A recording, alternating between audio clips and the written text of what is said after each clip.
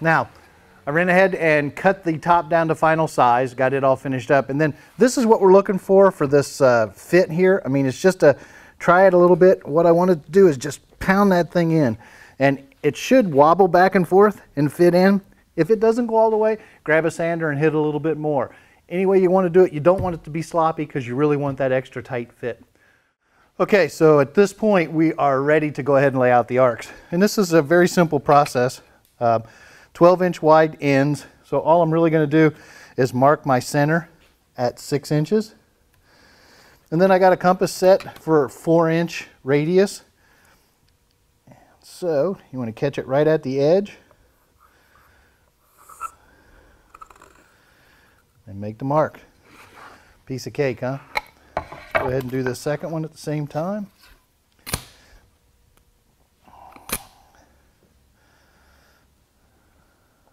Inch again. Set us up at 6.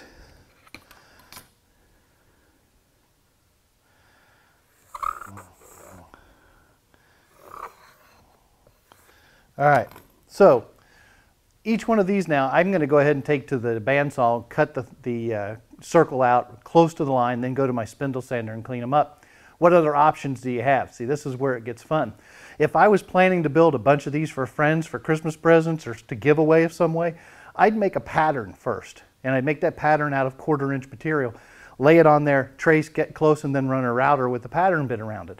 Why would I do that? Because it's consistent, it's easy to do, and instead of having to shape each end at the spindle sander, you're going to take one thin 1/4-inch or so pattern, and that's going to be the one you work. And we all know it's a lot easier to shape and get the pattern for that template down and work that easier than it is to go through the 3/4-inch or 5/8-inch pieces.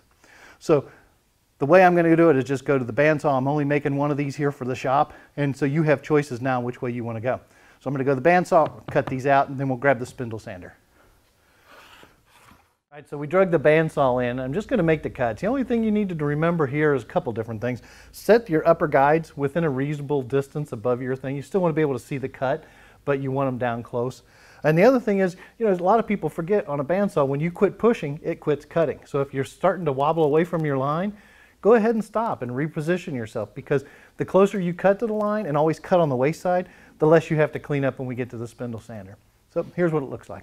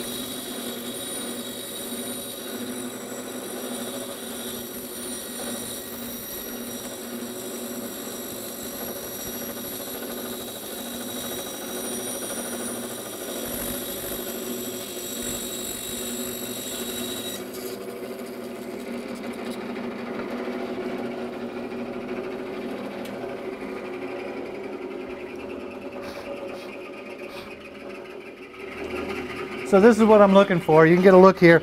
I'm trying to take half my line and split my line. Worst case scenario is I don't want to go past the line. So we'll go ahead and cut the second piece now, and then we'll go to the spindle sander and we'll get ready to start putting the stool together. So I moved the spindle sander over to my bench, and I'm going to go ahead and use that. It's a real simple process. We're just going to go through, clean up the cut, and make sure that we get a nice smooth surface. And I've also found that if you use the bigger drum, you're in better shape because it makes a cleaner cut, nicer cut. I got some really heavy paper on here. Again, remember, this is a shop stool. Now, if you want to do this by hand, you can always do this with rasp or files, or I guess there's, you know, spoke shaves, stuff like that you can use as well. So choose the method that works best for you. Right here's mine. I'm going to go ahead and clean this up.